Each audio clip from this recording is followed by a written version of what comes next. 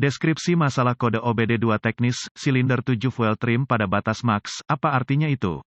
Ini adalah kode masalah diagnostik powertrain generik (DTC) dan biasanya berlaku untuk semua kendaraan OBD2 bensin, itu mungkin termasuk tetapi tidak terbatas pada kendaraan dari Land Rover, Mazda, Jaguar, Ford, Mini, Nissan, GM, Dell. Meskipun generik, langkah perbaikan yang tepat dapat bervariasi tergantung pada tahun, pembuatan, model, dan konfigurasi powertrain. Kode P02B2 yang disimpan berarti bahwa modul kontrol powertrain (PCM) telah mendeteksi kondisi yang sangat ramping dalam silinder mesin tertentu.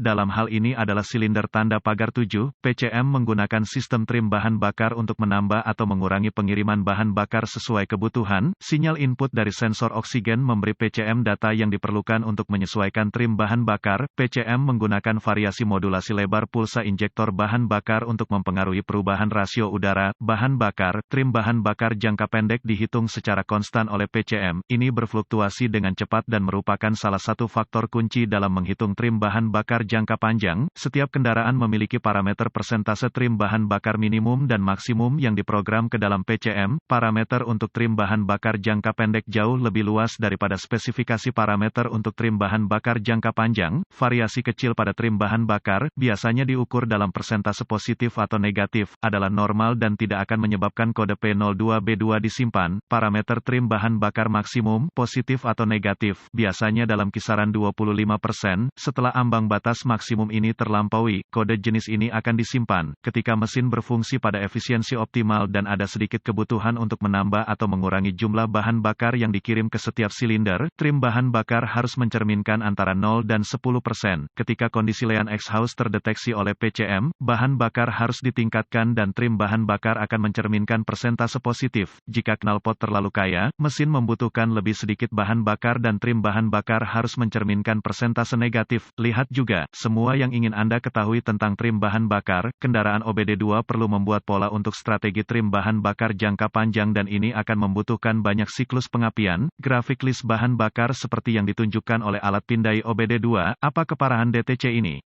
P02B2 harus diklasifikasikan sebagai parah karena kondisi bahan bakar yang rendah dapat menyebabkan kerusakan mesin yang sangat besar. Apa saja gejala dari kode tersebut?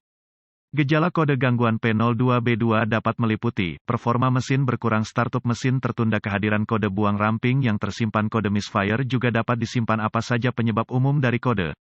Penyebab kode pelumasan bahan bakar P02B2 ini mungkin termasuk injektor bahan bakar yang cacat, bocor pompa bahan bakar yang buruk, kebocoran vakum mesin, termasuk kegagalan katup EGR, sensor oksigen yang salah, aliran udara massal, MAF, atau manifold air pressure, MAP, sensor gagal. Sensor apa beberapa pemecahan masalah P02B2 langkah?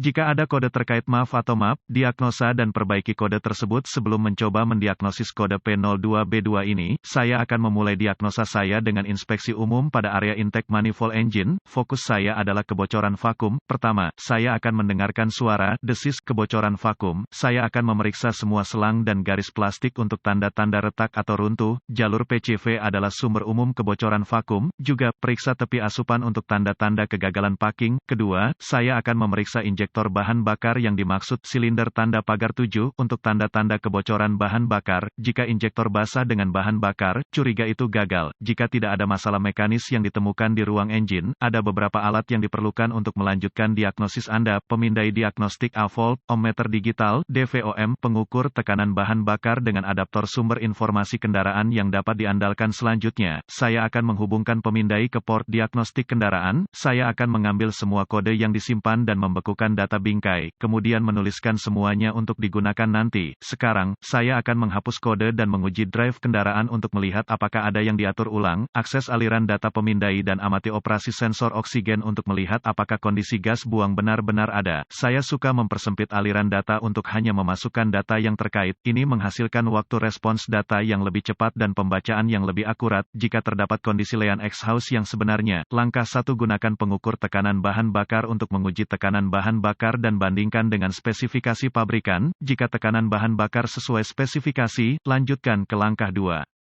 Jika tekanan bahan bakar di bawah spesifikasi minimum, gunakan DVOM untuk menguji relay pompa bahan bakar dan tegangan pompa bahan bakar. Jika pompa bahan bakar disuplai dengan level tegangan yang dapat diterima, biasanya tegangan baterai, lepaskan filter bahan bakar dan lihat apakah pompa tersebut tersumbat oleh puing-puing. Jika filter tersumbat, itu harus diganti. Jika filter tidak tersumbat, mencurigai kegagalan pompa bahan bakar. Langkah 2. Akses konektor injektor untuk injektor yang dimaksud dan gunakan DVOM atau lampu noid jika tersedia untuk menguji tegangan injektor dan pulsa pentanahan. Yang terakhir dari PCM, jika tidak ada tegangan yang ditemukan di konektor injektor, lanjutkan ke langkah 3. Jika ada tegangan dan pulsa ground, sambungkan kembali injektor dan gunakan stetoskop atau perangkat pendengaran lainnya dan dengarkan saat mesin menyala. Suara klik yang dapat didengar harus diulang secara berkala. Jika suara tidak ada atau jika berselang, curiga bahwa injektor untuk silinder yang dimaksud telah gagal atau tersumbat. Setiap kondisi akan menjamin penggantian injektor. Langkah 3. Sebagian besar sistem injeksi bahan bakar modern menyediakan pasokan tegangan baterai konstan untuk setiap injektor bahan bakar. Dengan PCM memasok pulsa ground pada saat yang tepat untuk menyelesaikan rangkaian dan menghasilkan semprotan bahan bakar ke silinder. Gunakan DVOM untuk menguji sekring sistem dan relay untuk tegangan baterai. Ganti sekring dan atau relay sesuai kebutuhan. Sistem uji sekring dengan sirkuit di bawah beban. Saya telah ditipu oleh sekring yang rusak yang tampak bagus ketika sirkuit tidak dimuat kunci on, engine off, kemudian gagal dengan sirkuit dimuat kunci on, engine berjalan. Jika semua sistem sekring dan relay baik dan tidak ada tegangan, gunakan sumber informasi kendaraan Anda untuk melacak sirkuit. Kemungkinannya adalah ia akan membawa Anda ke saklar pengapian atau modul injeksi bahan bakar. Jika ada, lakukan perbaikan sirkuit sesuai kebutuhan. Catatan, berhati-hatilah saat menguji, mengganti komponen sistem bahan bakar tekanan tinggi.